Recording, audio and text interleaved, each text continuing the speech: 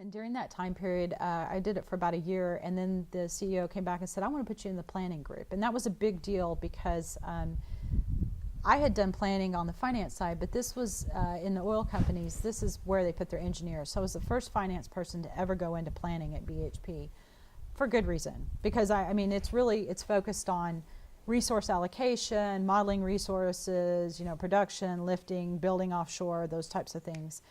And it was very difficult. I remember one of the first things that they did is they volunteered me to be an emergency team coordinator for an offshore well. So in the case of an emergency, I was on call, and I was like the person who kind of directed a lot of the teams and worked with the executive.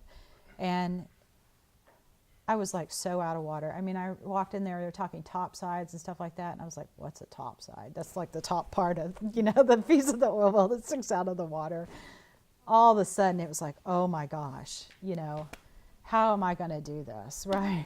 But I see this beautiful repeating pattern for yourself. I mean, every single time with these new situations, you keep taking these stretch opportunities where it's not just a little bit like, oh, I kind of know this, but way out. Like you don't know anything. Like I know Spanish, but I don't know Portuguese. I've been in this position before. I've never done that. Like that. And you keep putting yourself in that. I just think it's so remarkable. And I am sure that characteristic. It was stressful. Has helped propel you. I'm sure it was. But that you thrived in that environment, that you took that on as a challenge rather than something as defeatist. Oh, I'm not going to understand what anybody's talking about. I'm not going to be able to handle this job. You actually took it on as a challenge, which I think is pretty amazing.